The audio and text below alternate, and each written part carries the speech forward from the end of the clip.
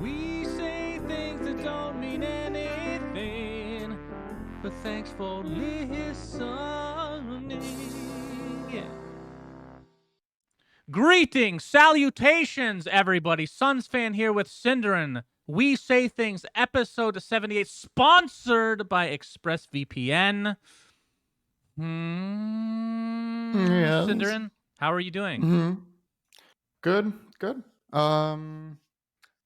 I'm ready to talk about some spicy stuff. Actually, today will not be very spicy, but it'll be a good episode regardless. I I'm sure disagree. you have some very amazing and spicy stuff in the NBA section today. I think you're very excited about that. We'll get there. It's going to be good. I can't wait. But why don't we just start with some shout-outs? Yes, please, take us For away, our Cinderin. in Bruges tier patrons, I will do the first half today.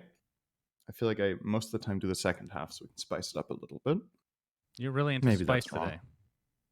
Yeah, we'll give it a bit of a, what's the word for that? Please begin. Whatever. All right, so big thanks to Shakar, Boyko Ustavka Mutro. Boyko Ustavka Mautro. I'm not sure what this. Probably should have looked that An one up. anemone in anonymity is an enemy and an anomaly. Fab Daddy, the Mega Pope, TI in New Zealand, Zan Xavier, SUNSfan Pudge Omegalol. I'm happy this guy never changes his name. That's really good. Nate Thicko01 Hamscroats, the brother to the great OG Gesticles Hamscroats. Bacon, no, not that Bacon, the other Bacon. Sacrificing my livelihood and succumbing to the endless torment known as Admiral Bulldog's face. Lick, Shark TM, and freshly seasoned gold balls. Also, thank you to Change Will Happen, Comrade Dmitry Vladisov, the Ben Jackson and Ben Broomhead Alliance, Novi Panda, my boy, also my boy Dop, Marek, Zigarek, Fane, _man. We give permission for the Ben Alliance to raise product awareness by invading and occupying neighboring nations and villages. How did you read podcast as product? Yeah, I don't know. Sorry about that. I'll refund you guys 10 cents. Next is Pitch Black, Wooden Aftertaste, Dun Talk, Dyslexic Lawyer, Joseph, oh boy, Anonymous. Sorry about that. And Ronnie Keel. So I might have effed up a little bit on the patrons today. The reason I misread it is because it's in a different font that I usually change because I find this to be unreadable. But I did it anyway. So, anywho. All right, Cinderin, are you ready for some God tier news in the NBA? Yes. All right. 2 topics today, okay? If you're watching on YouTube, feel free to skip. If I see any complaints, then I was going to say I was going to delete your comment, but I don't care enough to even do that. Just, there's fucking timestamps, okay? You're not that brain dead. So, the Phoenix Suns, we talked about this potentially last week, have officially traded for Chris Paul, Cinderin. He was the second All-NBA point guard last season. He's one of the best point guards of all time. He is 35, so he's starting to get up there in age, but it is an enormous upgrade for us, and it essentially catapults us into the playoffs, I would say. I think that's very realistic that we would be a 5 seed probably on paper. Of course, there's injury risk and stuff like that you can never account for. A couple teams might be going out of the playoffs like OKC, and I'll talk about Houston in a second here, and then a team coming in for sure will be Golden State. So Phoenix should be in the playoffs, Cinderin. I told Nikki, we've been going out for like 7.5 years. During that time, the Suns have been fucking garbage. They've actually been garbage for 10 plus years. She's been like, why are you... I like this guy, but why is he a fan of trash? Like, why would... Well, you know what's the funny... Okay, not to get off on a tangent. I took her to an NBA game like last year or something like that, and she, for the first time, saw me in my true nature, and she was not happy. You're an absolute animal. I was loud, and she was getting a headache and complaining because I was too loud. I'm like, I'm at an NBA game. What do you expect? And then she complained that all I did... I thought she was embarrassed about the shit you were yelling. She was embarrassed, and she was also annoyed that I was talking shit about the Suns players constantly. Like, aren't you a fan of the Suns? Why are you talking shit? I'm like, because they're garbage. They're horrible. This is why So you love Dota, because that's exactly what Dota fans are like too. yes, indeed. Wonderful. So anyway, to wrap up that specific topic, the Suns have made a huge upgrade. They traded their one. He's only been on the team for a year, but Ricky Rubio, very good point guard, and Oubre, who was not going to be here anyway after this next year, and then a draft pick with a bunch of protections and a bunch of scrubby players. So Okay, can you essentially, we explain didn't me really give this? up anything that we're going to miss. Yes, The season hasn't started yet, right? That's why right. there's trades happening. How can you say with so much confidence before a season starts that our team should make the playoffs and get 5th seed? Like, Because it. So is it just predetermined when you have X strong players, you get this far?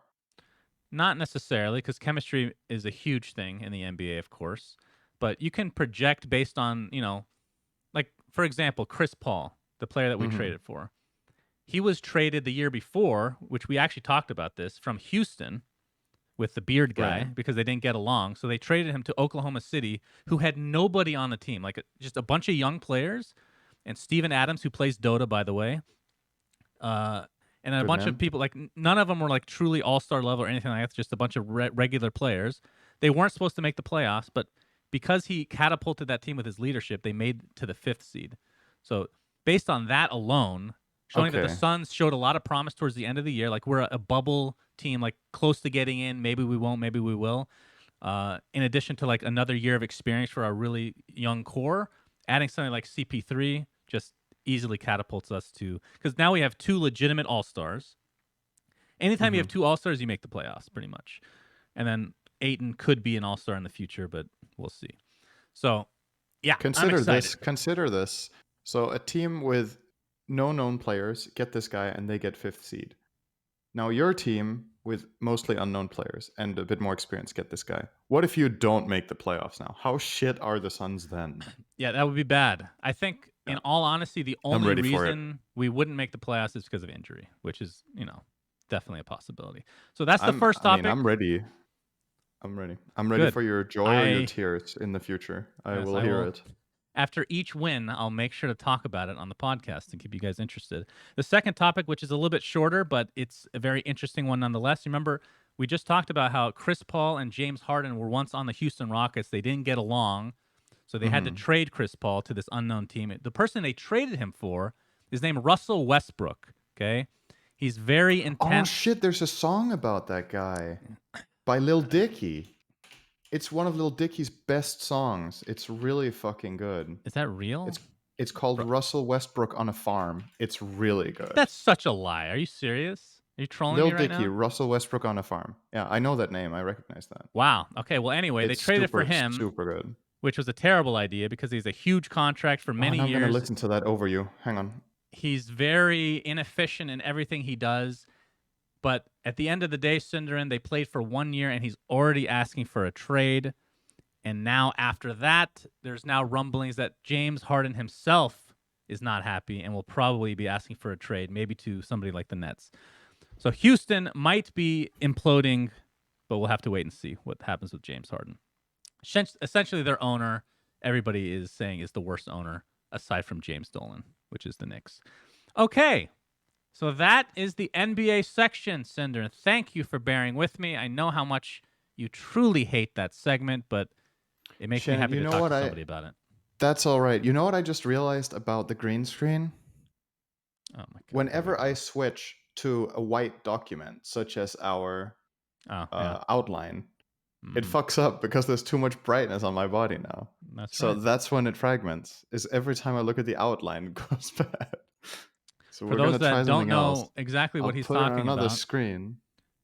he's made it a new ritual that when he shows up like 5 minutes late, 10 minutes late to the podcast, like What do you usual. mean? And then for 15 to 20 minutes afterwards, he's messing with his fucking green screen. Like, oh, change it to this number. Oh, Lord, please change it to this one. It'll get rid of the artifacts. Like, whatever you say, it just looks like garbage no matter what, Cinderin. You know what? Maybe we should just have the green background, like I said. Is it worth the effort anymore? I don't I'm think not so. Well, it looks great now. Just don't look at the outline. Just go in blind. Okay. Okay. So the first topic, which I'm going to tread very lightly on, because I may know too much information about it. So hopefully you Mm. can help me out here with, I assume you don't know anything. is a new Sir Action Slack special. He made a team trailer called Arkosh Gaming. If you guys have not seen this trailer, I highly recommend you check it out. It's essentially just shitting all over NA and talking about how this new team is going to rise from the ashes. They have 5 players named Crow, Canis, Pale Horse, the Goat, and Gremlo, who's my personal favorite, by the way. Fucking love that guy. And people don't know what to think about it, right? That was we forgot to bring this up last week, which I apologize for. But having said that, he came out with a new post recently with a Reddit post saying, in an attempt to grow the NA scene and save the region, Arkosh Gaming presents the Sacrificial Cup, a weekly show match where Arkosh faces off against a mystery opponent casted by big names and rising talent. Look for suggestions / review. So, what are your thoughts on this project, Cinder? I just love the wording. In an attempt to save NA, we present the Sacrificial Cup. That will save NA. Let's sacrifice stuff. I mean, this is honestly, it's super funny. I love that when Slex does crazy shit, and this is no different. Well, it is different. It's crazy in another way, but it's crazy. Yeah. Correct me if I'm wrong. And again, if you know stuff that I don't, then obviously don't say it if it's a secret. But these 5 names are aliases, and the players, like, nobody knows who they are, right? It's like mystery names. People That's playing right. on, like, yeah. So the reason I'm So I treading would carefully assume is because that one I know or more of them are actually known, at least to an extent, by people, but they're just under aliases, so nobody knows who they are. I believe so. Yes. Yeah. A lot of people didn't they didn't even know what to think on the trailer, right? Because it doesn't actually give any actual information. It's a custom made song. It's like a death metal type thing that I know he had somebody make based on another song, and it's really well done. But I'm really looking forward to like the stuff that he's gonna do in the future, because I think people are gonna like. In theory, his idea is genius. I will say that for sure if he can execute it. But really cool idea. Arkosh Gaming, definitely check it up. It's Arkosh. Did you just send me Little Dicky in Discord? I did. You can listen to it later. Russell Thanks. Westbrook on a farm. There you go. It's actually real. Okay, so that's unfortunately as I just realized the next topic. I didn't watch this video. Did you watch this video by any chance, intern, please? I did, yeah. Oh, thank God. Okay, so next on the list, Kuroky Returns, Cinderin. And apparently he said some stuff into a webcam. What did he say? I certainly watched it. And basically, the TLDR is he's been dealing with injury. It's got better. He's really motivated, and it gets better every day. He started practicing with the team, and he's going to start playing with them in Epic League, and he has made his comeback game already. They did lose 1-2, I think, but Kuro was on the court. So, as you like to say, the rest of it was basically we're happy with the growth that we've made in the Middle Eastern scene. They have, I believe, they actually have a local team there as well, and they've run a tournament called Rising Stars to try to boost the Middle Eastern Dota scene. They've been really happy with the feedback they've received. They're happy with how the org is doing. And they're excited for and hopeful for the future. And I think that was pretty much what it boils down to. And then obviously a big thanks to the fans that sticks through with them through thick and thin and have been patient with him returning. So how long has I it think been? that's the TLDR there. It's so been, just a positive message, and he's back. Do you know how long it's actually been he's been gone? I want to say 5 months, but that could be wrong. I don't know if he said that in there or if I'm just imagining it. Yeah, don't remember. Time is But weird during Corona and all, right? It's been a while, for sure. I know that people have been shitting on Weehaw lately for his performances, but my question to you, go ahead. He went 1-19 on Storm in the game. Yeah, well, actually Storm? incredible. I thought it was a different hero. He had a really big play in that game though that maybe could have won them. I Wait, think they did lose it in the end, but he had an insane Aegis steal while he was 1-13 or something. It was very was it not a bizarre. Void Spirit game? Are you sure it was Storm? He was Storm against Void Spirit. I'm pretty sure about that. Oh, okay. But anyway, with Kuroky returning, like Nigma has been kind of up and down. I mean, even when he was playing, they were not actually they were pretty bad, right? If memory serves me, they weren't doing very well at all. Occasionally they'd have a couple big games, but then they would just like consistently just not even qualify for some tournaments.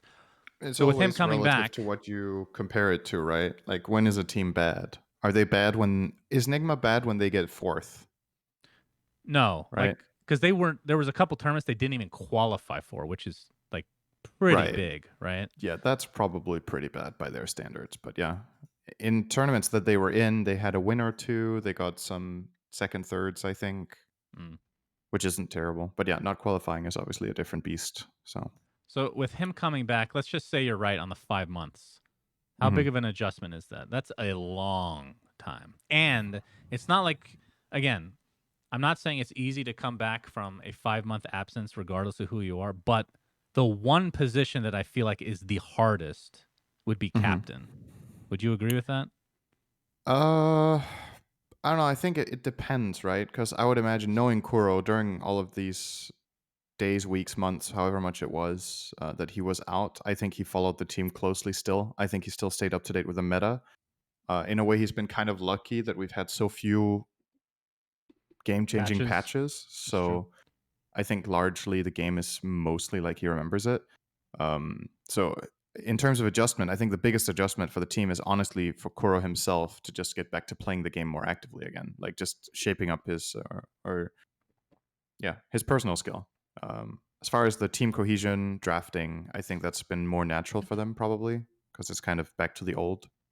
Mm. But I can tell you from experience, if I don't play Dota for like a week or two, I feel like I need to relearn it a little bit.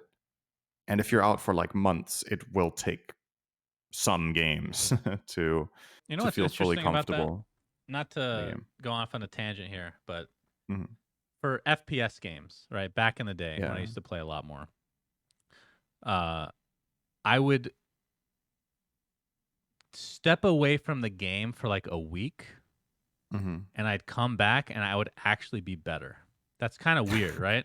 Like Yeah. legitimately, I would be better, but it would only be for like a day and then I'd be actually shit and have to relearn like all my muscle memory stuff that, may have been lost during that Yeah. time down.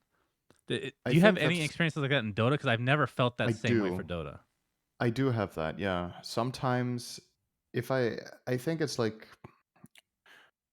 It's just a theory, like that it's about kind of indirectly like burnout and motivation, right? So Mm. if you have been grinding this game, you've played it so much and you're like, oof. And then you take a couple of days off and you come back, then you have like a more fresh mindset, you're more energized, you're more ready, you're more rested.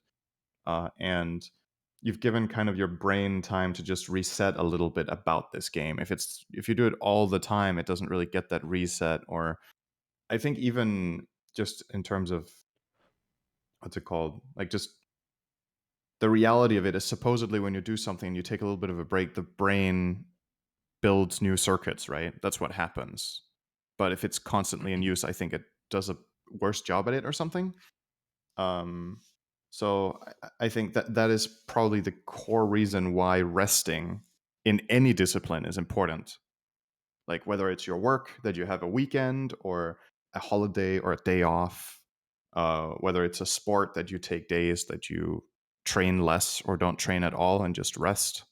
And obviously in Dota, it's no different. Like, yeah, it's not a physical sport, but it's extremely mental. So the brain is working very hard when you play this game. Mm. Um, so yeah, I think, and then in CS:GO, it's probably something similar, right? Like you've played a lot of the game, you just get to reset a bit, you come back, and then you're like super motivated. Then you play, and you play that day through, and then yeah, I don't know. The thing about you saying that you have one good day and then it's shit, I don't know how common that is, but I think the fact that coming back after a little break can make you play better, I don't think that's uncommon. A lot of it is also placebo. So You yeah, play and mind I games think with it's yourself. very...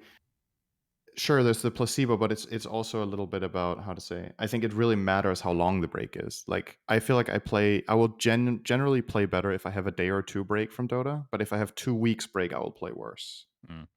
It's like it's almost like there's a sweet spot where you can get a bit better from just resting, Yep, but you can agreed. also lose too much focus. So it's very interesting how it works, and it's probably super individual too how it works for people. So Yeah, I think it'll vary a lot for sure. Okay, next thing is Ice has joined the big Evil news. Geniuses roster. So he replaces Ramses, who of course is now teaming up with Solo and Sumail and all them again, and no one. So Yep. Ice. Arteezy is the one. Abed is still considered the two according to their website. I don't think he's even in the country though. Ice now the three, obviously. Crit the four, Fly the five.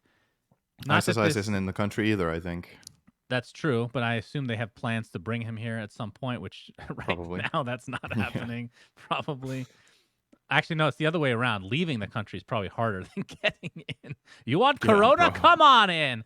Anyway, what do you think about this roster? Is like Ramses before we talked about this when it was first announced that he was on EG. Like, yeah, on paper, these players are really good, but will it work with Ramses, who is not really an offlaner, right? Sumail was kind of the same Mhm. way for the team that he went to.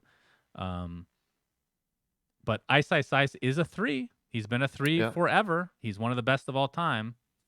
How will this work, both I just personality wise and on paper?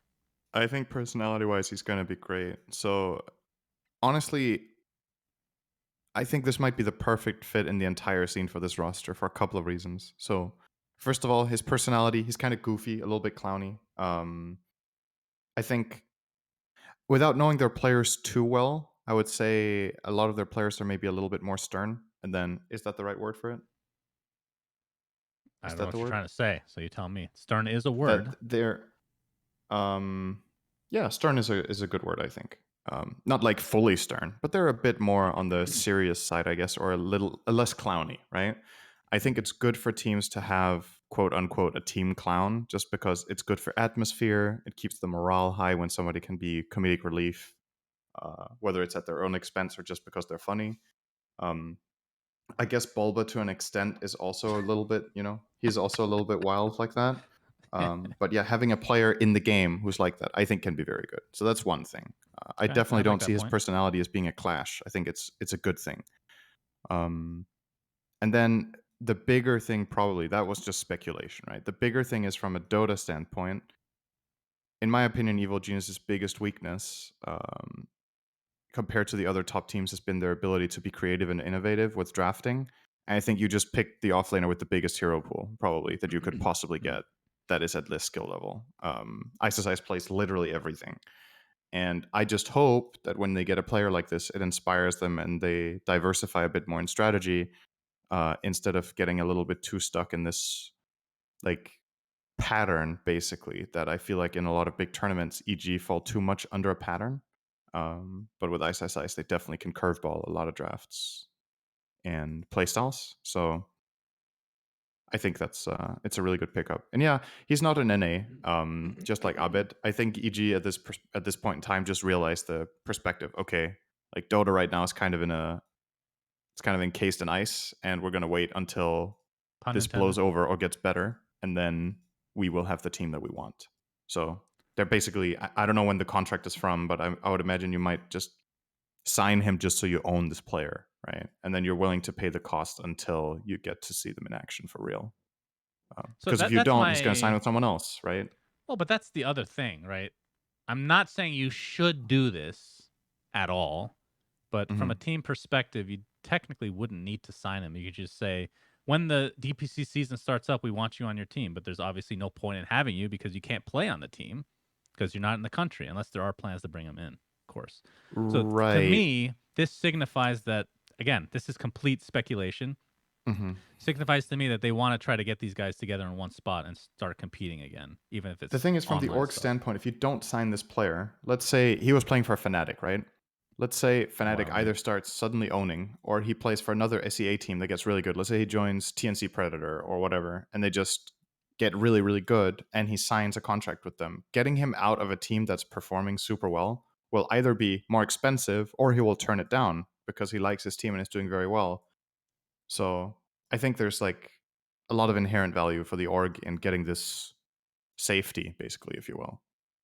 I don't disagree Because with you can that, make but the promise, you can make it a verbal agreement, but like at the end of the day, he doesn't have to sign with them if it goes well with another team, right? no, that's true. I don't know if I agree with that 100%, but I get where you're coming from, and yeah, it could very well be. I'm not sure. But either way, it's going to be a lot of Big fun to see news. eventually iceiceice playing for EG because, Yeah. I mean, now that you mention it, looking at the roster, like Arteezy, I don't know how he is in game, right? That's kind of the big question mark for me. But because I know he can be clowny, kind of, right? And he's got a good Yeah, that's personality. fair. I think maybe I was like judging them a Well, little bit too no, much no, on no. the serious side, but Like Abed, I nobody's don't as know. clowny as Ice in that team. That's for Well, sure. of course. Abed, I'm not sure about him either. Crit and Fly, though, 100% agree. Very serious, not super jokey. But it's good to have a variation, of course. You don't want a bunch of you don't want 5 Synderons on a team, right? You need some Yeah, that emotion in there. sounds way You too. need somebody Like the that'll listen sexual to tension in that team would be insane. your theme song would be They Russell can't. Westbrook on a farm. They can't focus on the game. It's just too much sexual energy. Yeah. Okay. So yeah, I'm not sure if I don't think they've announced that they're going to be a part of any tournament coming soon that I know of. I think they only participated in Omega League and they've basically been MIA from everything else. Yeah, I think so too. I don't remember them being in any tournament right now. I think you're Yeah. right. So hopefully we start seeing EG again, and hopefully it's actually in NA and not EU because Arkosh Gaming is going to take over the world if EG goes to EU. Let's be real, guys. Like there's no stopping them. The Gremlo's got this on lockdown. As we said earlier, this episode, of course, is sponsored by ExpressVPN. A VPN in general lets you access the internet if you're from another country. Like example, I went to China several times and used ExpressVPN because literally everything is blocked there. But something specifically because it's the holidays, which can be helpful, is if something is either blocked or if you use a service like Netflix or Hulu, Disney Plus, something of that nature, sometimes there's certain shows or movies that are only available in certain countries. So, as an example, watching Elf on Australian Netflix, Cinder, is a possibility, or one of my personal favorites, The Office. I know you haven't seen this one. The Office, the UK Office TV series on South Korean Netflix. But yeah, in my experience, ExpressVPN has had very stable service, very fast. Everything has been pretty easy to use. You can use it on pretty much every single device. So if you guys go to expressvpn.com/we say things, you can get an extra 3 months for free. And as always, thank you to them for being the most consistent sponsor of our podcast, Cinderin. Thank you so much. Yep. Thank you very much. And yeah, 3 for free, guys. 3 months for free. That's right. It's not going to become a thing that I say 3 for free. It kind of rolls off the tongue. Okay. So thanks for your contribution, there. Cinderin. Anyway, you're very welcome. Can I keep all the sponsorship money myself after that terrible whatever that was? You can keep 3. I can keep 3 for 3 free. money. Great. So the last quote unquote Dota topic. This is actually a short. I'm saying that now. It's going to end up like an hour and a half, but one of the shorter episodes. There is a Pog hero coming out this week named Penguin Commandos that I'm very proud of. It will be voiced by me, Cinderin, and Sir Action Slacks, who have already done their voices. I've actually already put it in the game. Need to slightly edit the volume on some of them. Slacks is too loud as always. Surprise. So I guess we'll wait on the lore, but your name is Slappy. My name is Dopey. And Slacks' name is Dr. Nigel Hwickets. Did you have fun doing your voice lines? I did. Tell I me mean, about your without spoiling too experience. much, basically you gave a bit of direction. I was like, I'm gonna try it, and I recorded for like 7 minutes, and then my vocal cords hurt the rest of the day, actually. That's how it goes. A little bit, because I'm not used to using my voice like that, but it was really Right. fun. It was fun to do. So I So enjoyed it. the other side of the thing, the table is Slacks. So Cinderin sent me his voice lines, right? And he was very self-conscious about it, and he didn't want to record it with me listening. Like, he didn't even want to hear me, like, as an example, like what his voice would sound like. So he just sent me it all at once. Slacks, on the other hand, was the complete opposite. He forced me to listen to him live while he recorded 20 minutes of voice lines, and it's pretty fucking funny. So the idea of the hero, well, like, the skills don't matter right now, but the lore behind them is pretty simple. It's using we didn't have time to make a model, so it's the Penguin Techies set. You've seen that one, right, Cinderin? Hmm.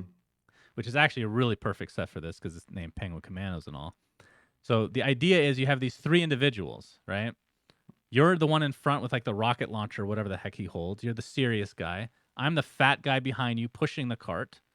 And then Slacks is the guy that's wrapped around on the back. So the idea is Slacks is actually kind of our prisoner. We've taken him captive. He's a penguin conservationist, and we're pretending to be penguins. So every one of his lines is essentially, "Why are you killing the penguin?" Like, every single spell, and you guys will see this this week. Every single spell of this hero kills penguins. It's the opposite of penguin conservation. It's a penguin massacre. So, uh, looking forward to what people think of this abomination of a hero. Okay, Looking moving forward on. to seeing if you get a warning from PETA from this hero. Oh, from PETA. Yeah, well, Yeah. I thought you were going to say something. I was thinking maybe it's too violent for Valve, even. Like, they go into custom games and that's too much blood, young man. Yeah, Anyway, maybe you can't have a Pog in China. that's true. That is actually true, but we're not going to worry about that now. Okay, moving on. Cinder, you're going to have more information about this than me, but I watched the World of Warcraft Shadowlands trailer today. Yeah. As always, Blizzard, pretty much the only thing they can do correct these days, and they do it better than anybody, are these freaking trailers, man. Holy shit, they look good. Even if I have no interest in the game at all. Tell me about it. Yeah, they're really good. They're Coming November 23rd. We've talked about this before. Their animation and storytelling team has always been incredible. But yeah, Shadowlands is scheduled to come out in about a week, and they've patched in. They did a pre-patch, I want to say, about a month ago to the original game, or to the current retail version, where they rescaled the entire game. So max level is 50 instead of 120, I think it was before. Mhm. So they redesigned leveling, or just basically the systems. They did system edits. They didn't, like, build a new world or whatever. And yeah, the game is coming out November 23rd. It's pretty. I want to say people have higher expectations for this than they did for previous games, or the previous expansion at least, than they did for Battle for Azeroth. So we'll see if Blizzard delivers and if they've learned and improved on systems from the last expansion. I think, as far as WoW goes, the thing that from my limited perspective on what the community thinks in that game, I'm more of a classic guy, right? But my understanding of it is that people's primary problems with the recent World of Warcrafts has been poorly implemented systems. It's not been about world design. It's not been about quests. It's been about, you get to end game. What rewards are there? How do you obtain them? And how actually rewarding does it feel to play like that? Where some people have said that the systems are just haven't been good in this last expansion. So based on what I've heard from Blizzard Q&As and their interaction with the community, they've taken it to heart and they've redesigned systems. So now we'll see how good it actually is. But Good luck to all the Blizzard fans out there. Cinder, I know you're one of them. I hope it's good. I hope it's good. Yeah. I really do.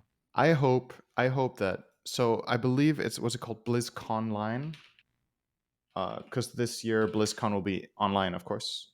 Will be February 19th to 20th. I do hope that they announce the next step for WoW Classic then, which is likely because the next expansion for WoW Classic, which is the final version of the original level 60 World of Warcraft, comes out December 3rd. Oh, So very exciting times. if that runs for like 3 months, then they can take the next step, All right, cool. basically, with classic. Thank you for that Yep. update, Sinden. Really appreciate You're it. welcome. You're very welcome. I have an impromptu SUNSfan recommends. Oh, But this is going to be the first time I'm recommending something before I've experienced it. Is that weird? I just know it's going to be good. Anyway, I guess that's fine. I'm recommending the brand new book Rhythm of War by Brandon Sanderson that came out today. It is the 4th installment of the Stormlight Archives, which you know very well about, Cinder. I know your girlfriend has been hounding you to read that, which she basically knows how I feel about In Bruges at this point. So this is the I had no 4th idea it book. came out. Came out well, this is the 4th, but yeah, it came out today. Yeah. There's I going to had be no idea. 10 I books don't know if she eventually. knows. Well, you let me. I forgot about it, and it was delivered to my Kindle, so I'll be reading that tonight. So for all you book fans out there, okay. Yeah. So Next, you read a book. You don't even read a book, man. You read a screen, huh? Fuck it. I mean, Yeah, whatever. There is the debate which one's better. Like it's all personal preference, right? There's some instances where I would actually prefer the book. Everything I read is on the itself. screen, man. Like, All right, thanks, Cinder. Okay, next, PS5 was released, which we kind of touched on last week, but it wasn't technically released. I still feel the same where Xbox sex and PS5 being out is not. It doesn't feel like as big of a deal as normal. And I think a big reason behind it is the launch games are beyond not impressive, if I'm being honest. For both? So, for both. So, for the PS5, just as an example, the headliner is Assassin's Creed Valhalla. I'm not saying this game is garbage, okay? First of all, it's available on both, I believe. But there have been so many Assassin's Creeds. Who gives a shit anymore, honestly? Like, you're going to play it for a week, and you're never going to play it again. These are not, like, launch games. Back in my day, there were launch games like Halo. They were fucking game changers. We used to call those killer apps. It's something that is so good that you have to buy the system. God of War is one of those games, which is for PlayStation, but it's not going to be out until next year. So I think maybe that is why that, like, both these systems coming out is just so lackluster in feeling. Is that just me? I know. No, I think it makes a lot of sense. Like I'm seeing a couple of people in chat, and that's also what we've talked about at home here. We've talked about getting a PS5 for future games, but also for the Demon Souls remake. But if your biggest draw for a lot of people to buy the console is to play a remake, then yeah, right? Like it's not. By the way, that remake looks amazing, and the game is probably amazing too. It's one of the Dark Souls series games, or well, it's the predecessor to Dark Souls. It's the first one, really. But not everybody, first of all, likes that kind of game, and we need to remember that in our like community, let's say probably the average player that we interact with or read from or hear from is probably more hardcore than the average player in general, right? Because we like if we hear about it from Reddit, or if we hear about it on our podcast or whatever, the average player sits down, plays for an hour, and then does something else, right? Are they going to pick up a PS5 to get Demon Souls? Probably not. I think the majority of people will pick up a PS5 because it's a PS5, and then it's a big plus if there is a new title that sounds fun and amazing to play. But you get like an extra little, I want to say a niche segment, because you have Demon Souls as a remake, right? And I'm one of those people that's excited about it, but I'm not going to pretend that that's a really big game. So are you going to buy the PS5? Yeah, we're going to get one. Oh. I don't know when exactly we're able to get one, but we will Christmas get one. present? You know, I believe In Bruges actually runs on the PS5 very well. Oh, nice. It's very crisp with all the beautiful hardware that's inside that machine. Okay, you know what? So, I will get a PS5 on the spot. I will do everything I can to get a PS5 if it comes with In Bruges the game as one of the flagship titles. I will get it right away. Oh boy. Right away, man. So there were some tweets that I saw. In fact, one of them was from the official Xbox account on Twitter saying, "We can't believe we have to say this. This is just me summarizing. We can't believe we have to say this, but please do not blow vape smoke into your Xbox Series X." And apparently you can balance a ping pong ball on the Xbox. Isn't that incredible?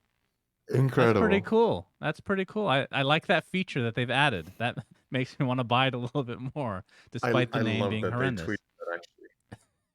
I love that they did that. Like, did they have to do that? Like, actually, really? No, Did they of have course to do not. that? But it's funny, of course. That's funny. Yeah. So I guess we're just gonna have to wait. Like this is the interesting thing. There's a couple things. First, it just feels lackluster because I remember back in the day when these consoles would come out, it would be huge news. People would be literally. I mean, I know the Corona's happening. Even if it wasn't, I don't think Hmm. it'd be much different. People would be lining up. I remember waiting for overnight for several consoles. Like it's very exciting stuff. But now we can't even rate that one console versus another because most of the games are the same. They're both basically, again, I know there's some differences, but basically the same hardware for the most part. The biggest difference and selling point for me is still the Xbox games being able to be played on PC. That's huge. Hmm. That's like beyond huge. Well, we can Um, also rate them on name, and on name, yeah. I think PlayStation really takes the cake with its innovation of upping the number by one, which is Yes. infinitely Agreed. better than what the competitor did. Yeah. If you win with that, the other team real fucked up. I agree. I could not agree more. Plus one is greater than sex, apparently, Oh, yes. or at least in that context. Okay, next thing. This is really interesting. So there was a channel. I don't even know how to pronounce this. Unus Unus Annus. Annus. It looks like anus with two N's, but it's Unus Annus. Its It Latin had. and means 1 year. Oh, okay, that's perfect then. So Markiplier and Crank Gameplays were the two individuals behind this channel. Had 1.8 million subscribers. They'd post a video every single day, and they told everybody from the beginning in 1 year, this channel will be deleted. So they essentially had a live YouTube countdown of the deletion where 1.5 million people were watching live. That is fucking It was crazy. really big. Huge. Has So my girlfriend was one of them. Okay. We've Yeah, give watched me the quite a insight. lot of their videos together, actually, of this channel. Hmm.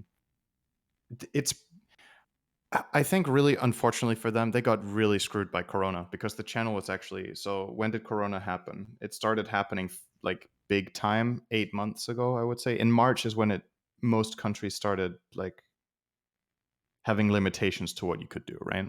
Yep. So it's actually 8 months ago. Um, but they would do really really cool content like and they would do a video a day. That was the concept. So one video per day. They would go out, the two of them, to experience something in the world. They would like go to some sort of martial arts, or they would go to art, or they would go to like whatever, just anything out in the world, something Hmm. farm related, whatever. It could be anything. And they would just have this amazing creativity and ideas of what they could try to do for fun or to learn something about themselves and the world. So it was actually a really, really cool concept. And then Corona happened. So then they were super limited. Then they were basically the two of them doing wacky stuff inside.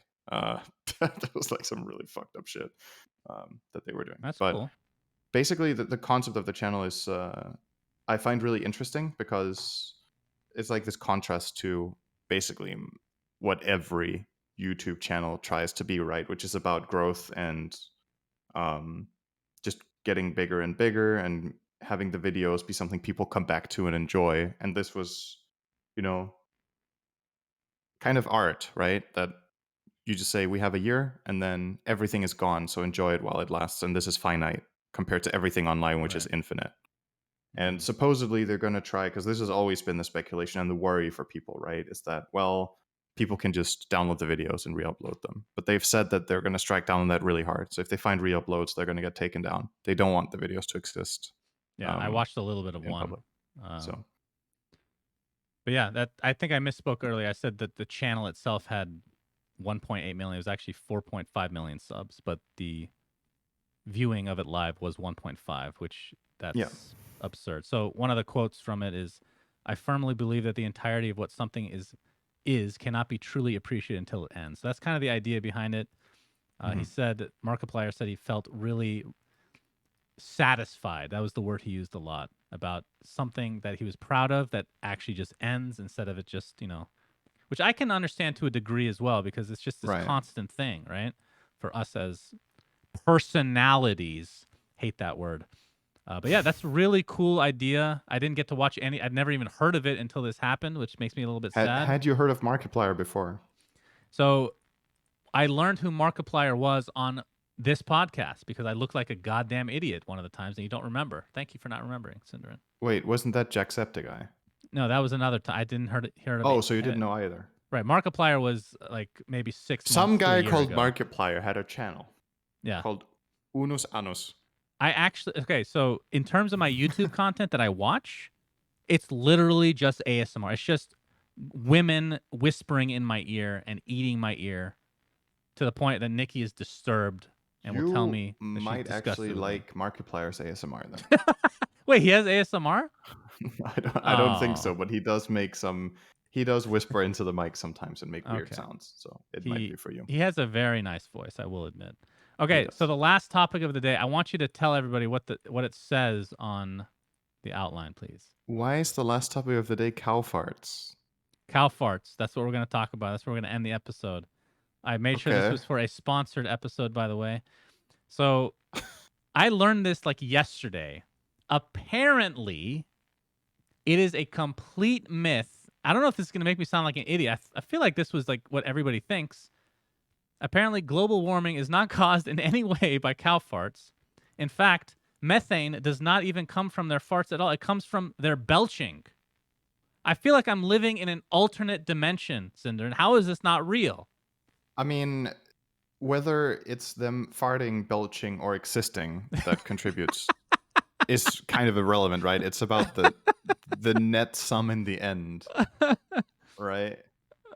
I guess it's sold better with farts. Don't know. It's funnier. It's I mean, it ruined the whole thing for me. I'm not gonna lie. All right, so to be fair, the belching apparently does contribute to global warming, but it's on a much smaller scale than I had been told, I guess. And it's not from them farting, which is really disappointing to me. It doesn't make it funny anymore. You're so disappointed now you're not going to eat beef anymore. I'm so... I'll eat more beef. Misled. What do you mean? I'm going to eat way more beef now because they don't fart in. Very saddening. It just ruins my whole perception of the whole thing, you know? So that if you can't see cow farts where you live, you might be able to if you get ExpressVPN, because it might not be something in your country. I mean, we've been misled, so need to make sure. I would imagine in some countries that might be blocked content because farts are vulgar. So they've definitely got your back. I feel like there's probably only like a handful of countries where that's actually a thing, but I know that definitely exists. Toilet humor it's okay, you know. Everybody finds it funny, and those that don't are lying. No, those that don't are ashamed that they find it funny and lie to themselves. That is genuinely what I think. I'm not even kidding. That's what I think. And Nikki is one of them, by the way. She can't stand it, but I know she finds it funny. She refuses to admit it. Okay, so with that, cow farting off the Mind Center, we have a couple Patreon mailbag questions. Yep. The first is from Twice as Mad Tom, who asks, do you guys think that the broadcasting style of Dota esports is good in comparison to CSGO, L Omega Lol L, Valorant Omega Lol Rant question mark? How does that add to the question at all in terms of seriousness / energy, etc., or not necessarily in comparison to anything, just in general? So I have noticed, and you can piggyback off this. Mm-hmm. There is a major difference between FPS games. I'm just going to say CS and Valorant because it's kind of the same. Right. CS, Valorant casting versus Dota. Dota, you, in almost all cases, have a play-by-play and an analyst. And in these games, for the most part, there's some anomalies. You will have two play-by-plays that both kind of do a little bit of analysis in between. They kind of, like, one guy will do some do play-by-play, and then in the middle, he'll just, based on the sound of his voice, like going down or whatever, it'll be,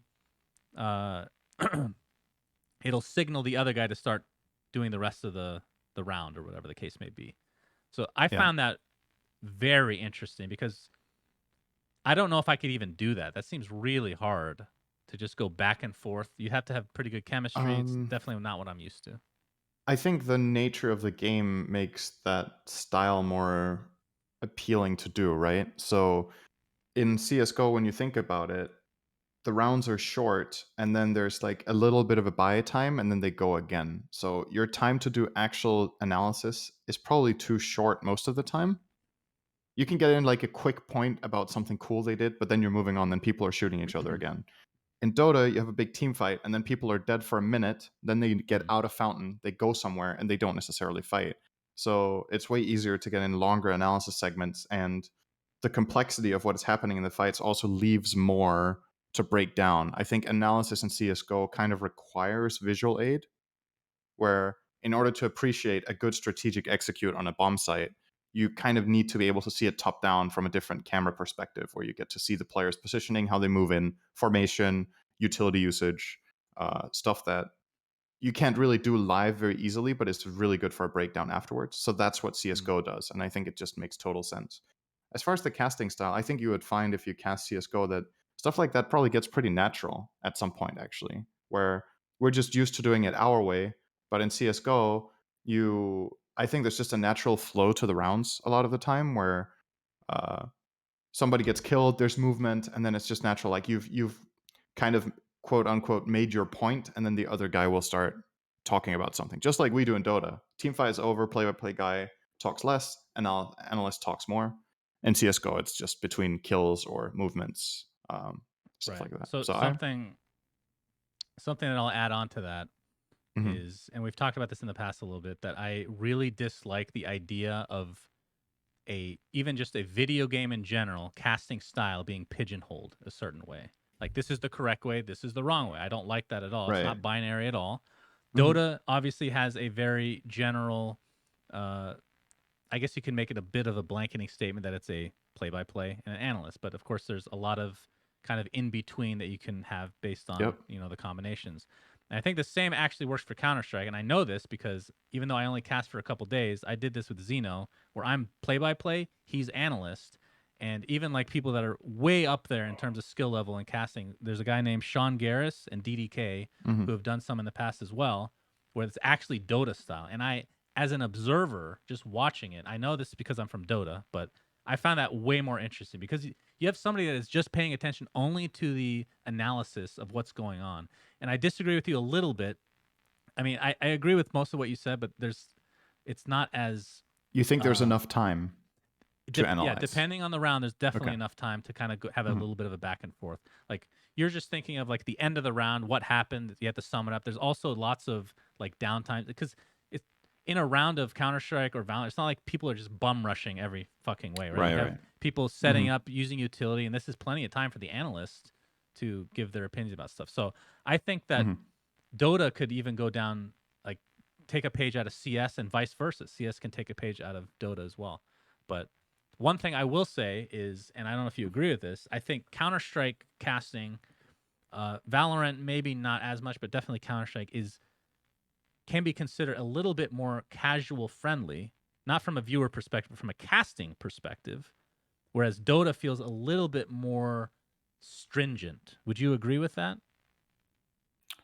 How do you mean casual from a casting perspective? Like That they they can can be joke more around a relaxed? little bit more. Right. Yeah, Okay. it feels more just casual. Like not saying they're not Um, saying any. Like they're definitely giving great analysis. They're really good at that, but it feels more casual as opposed to Dota. That's just again, it's like this cookie cutter thing that everybody's trying to copy each other, just play by play I mean, analysts. I would say from my experience, and something that I really love when we cast together is that sometimes we just shoot the shit, right? And that's also Yeah, what it's what we get a lot of positive feedback on, and some negative, because it's not for everyone, right? But when we cast, we very willingly just get into having fun with something, especially if there's nothing happening in the game. Just joking about something else, maybe talking about something that's nothing to do with the game, even just like cow farts. uh, for example. So um, I think the number one most important thing in broadcasting is entertainment. It should be fun, and it should be fun for the people doing it, and it should be fun for the audience. And a lot of the time, those things overlap really well, where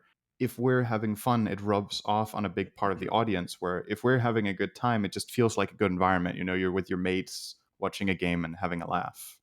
And a lot of the times, I would say Dota casting is a little bit, like you said, a little bit too pigeonholed, maybe, where the casting will be a little bit too black and white, play by play, expert, not much like banter or synergy, if you will.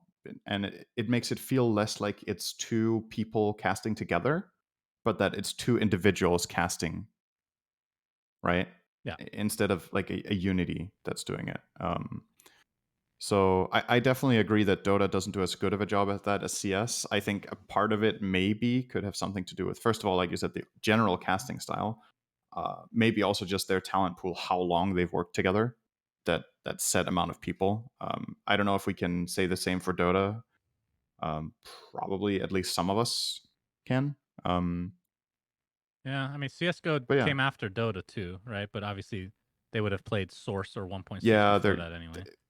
it's also, I think it also has something to do with the just raw magnitude of events, or not magnitude, the raw amount. Like CS:GO has had so many events that these guys have cast, where Dota has been a little bit more varying. We had one year with a lot of games or a lot of events, and then we've had other years with less events. Right. So like any skill, the more you use it, the better you get, right? And especially when you're in a team environment, like casting also is. If you're teams of 2, 3, 4 that work together, um, you know, you get more experience. Now, to kind of conclude on the question, he asked if we think the style is good in Dota compared to the other games. Uh, I think so. Honestly, I think I haven't watched any Valorant casting, but I think both Dota, CS, and League do a good job. Um, to me, League leans more Too toward serious. American sports broadcasts. Yeah, I don't like it. It seems very heavily inspired. I'm a big fan that of broadcasting that recognizes the game as a game. That does not mean we don't care and uh, we diminish and pretend that it's not important. But it means that we understand that it's a video game, and video games are about having fun and relaxing and being a release rather than being super serious. And I think sports broadcasts do a good job with that. Sometimes they will do like fluff segments, but the broadcasting is generally relatively serious. Depends on the I think network, but yeah, agreed. Yeah, it depends on the network. I think possibly a reason for that is that people have this like really strong attachment with their team. So if you're just joking around, they feel like it's disrespectful. But I think in esports, it's a bit different where, yeah, you have this connection with your team, but it's kind of hard to explain exactly why. But I think by nature, video game broadcasting should be more casual than regular sports Yeah, I don't want broadcasting. to get off on a huge tangent, but So, obviously everybody that's watched us knows that we agree with each other on this big time. But I will say it's probably easier from a tournament organizer perspective to keep things very stale and mm, professional because the chemistry is less important if you're dictating literally everything that's done. I mean, an yeah. NBA example that we will finish up on here is there's the channel that we've talked about before, TNT, with Charles Barkley and the other guys, that is considered by far the best channel to watch basketball because they're goofy, they're hilarious. It's the best panel in literally all of sports in the entire world, in my opinion. And then, Hmm. for whatever reason, the NBA has signed a contract to give ESPN/ABC the rights to the finals. So every year, you go from this amazing channel, TNT, to ABC, where it's funny because it used to be very like stale and just typical professional sports. And now they're Hmm. trying to mimic what TNT does, and it's fucking garbage. It's absolute garbage because they don't have the right people. Like you have to get the right Right. mix for it to work, right? So that's Hmm. I can understand that perspective of it being harder from the tournament organizer. But I think from like a viewer perspective, I'm very biased, but I prefer the more casual side. Anywho, second question, Cinderin. Uh, Yes. let's see. From the Maverick 427, greetings, SUNSfan and Cinderin. Have either of you ever visited South Africa or want to? What do you think it would take for regions like South Africa and Australia, which are geographically isolated from the gaming world, to actually develop a real competitive Dota 2 gaming scene? A bit of a loaded question because I'm not going to pretend to be an expert. I've never been to South Africa Me neither. myself. But I would definitely like to go sometime. I mean, now is not the time, right? But Right now, um, I love visiting different parts of the world. I've always found it fascinating when, even with Dota events, we don't really get to see the culture that much, but the bit that we get exposed to, I find it really like um I like learning about other cultures because I feel like it gives you a more or how to say, well-rounded worldview, right? Where we have our opinions about this is just how things are, but it never is, right? It's just how things are where you live and what you take for granted and what you think. And it gives you like a broader perspective of understanding why other people think the way that they do and how their lives are and what things they aspire for. Or, uh, I mean, just something as, banal, if you will, as just seeing the city, like how things are.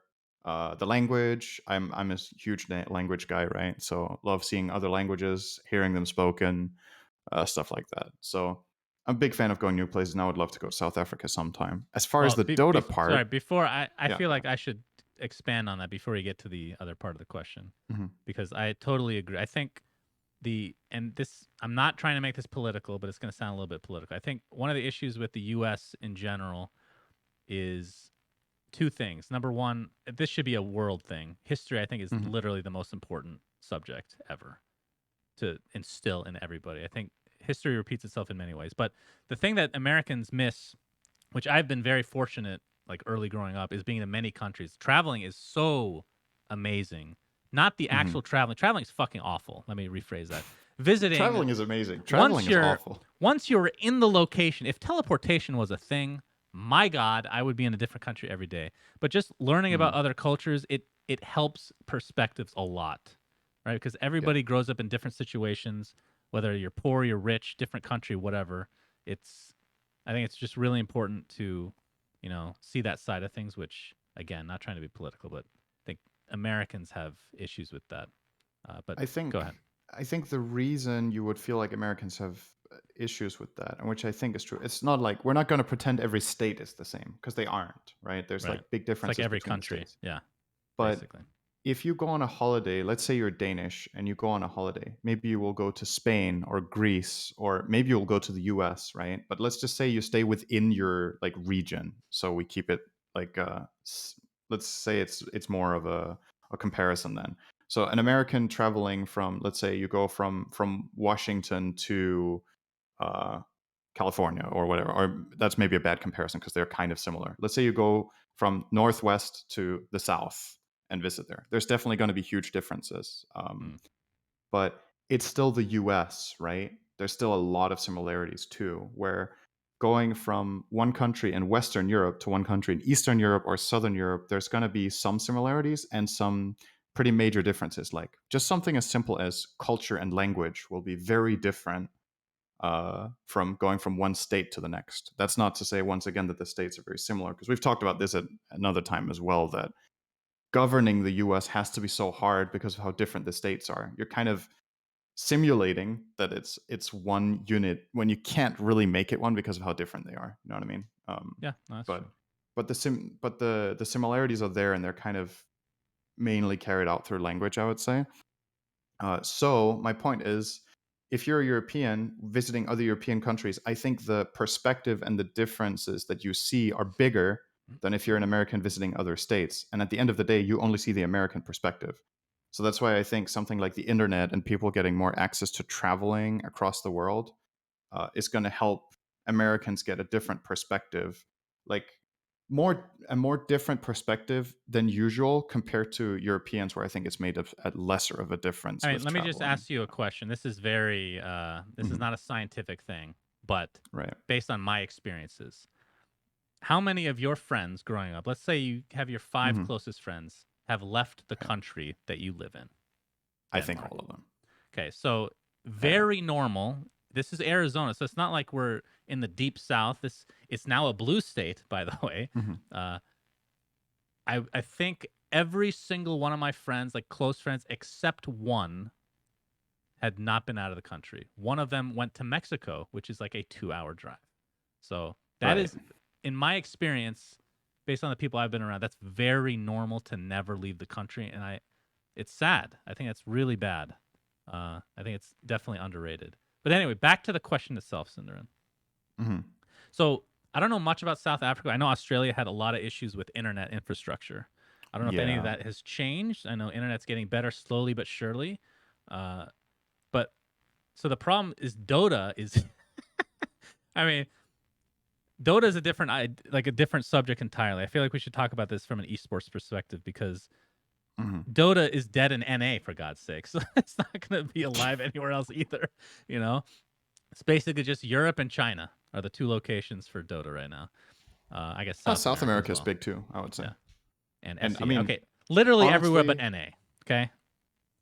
kinda, yeah.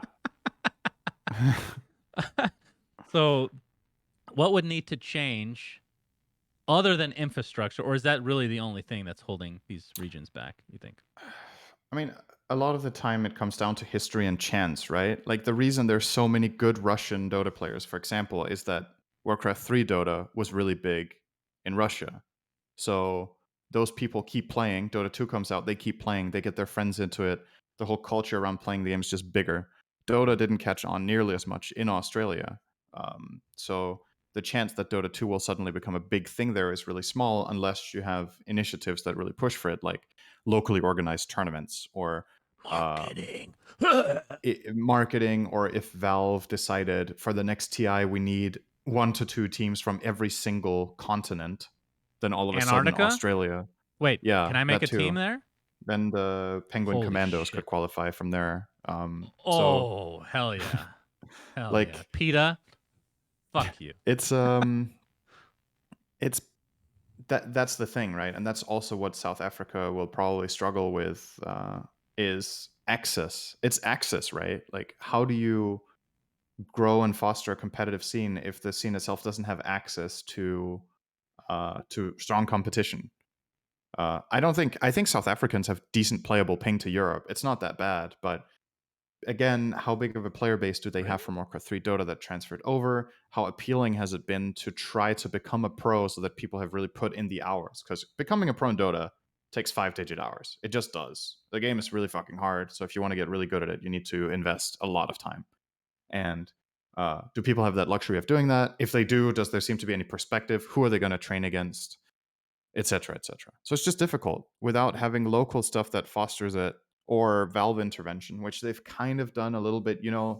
South America, for example, I think got a lot better in the last 3 years because they started getting DPC tournaments. They started being able to qualify. There was suddenly a lot more incentive to train hard and a lot more competition. But we don't Imagine have that for South America, Australia, Japan, etc. We just don't have it. imagine if So, Smash wasn't banned. Imagine if that whole debacle never yeah. happened. That actually, I feel like, I don't know if this is just me. I feel like that really dampered things for South America for like a couple years, honestly. He was like the Dendy of South America. So that Match really fixing hurt. definitely Yeah. hurt the yeah, I think their region more than any. I'm not sure how many people got banned. There was a Where was DDZ from? He was also insane. He was from SEA, I think. DDZ could have been a superstar, but got involved in match fixing, so he was banned. GG. It's honestly it's such a shame with these talents. And when the story is told by them, and the perspective is always different, right? Because some of the players that did this stuff supposedly were in financial trouble, right? You're investing so much time and effort playing Dota, but if it doesn't pay off, then it's a struggle, right? Um, so you can empathize with the position that they're in and them trying to make money so that they can get by, but you can't really empathize with match fixing as the solution, right? Uh, Mm-hmm. it's just a shit situation where people are under pressure or they're greedy. If they're greedy, I empathize with them a lot less. Like if they just want to make some extra money, but if they are like struggling to pay rent, you can at least, okay, you know what, like that's tough. Like what are you gonna do? You're really fucking good at Dota, but it's just not paying. Um, I mean, but yeah, it's so regardless shit of, because I'm with you. I think both DDZ and Smash could have maybe made. I'm not going to say millions, but they could have made a living easily with the well, expenses of it's their not just that, respective but countries, right? it would have exploded. Like if they were The popularity of the successful, scene. like Yeah, South America would be way bigger right now, in my opinion. If Smash, yeah. again, Smash I'm is not saying still really big. I'm not condoning match fixing or anything like that, but a lifetime ban is just too much. Like, unless you murdered Gaben himself, that's just too much. I'm sorry. Especially when you're that young of a kid. Anyway, that brings us to the end of episode 78 of We Say Things. Cinderin, have you seen In Bruges? No. All right, until next time, everybody. Thanks for watching. SUNSfan Cinderin signing out. I hate you so much. Bye. We say things that don't mean anything, but thanks for listening.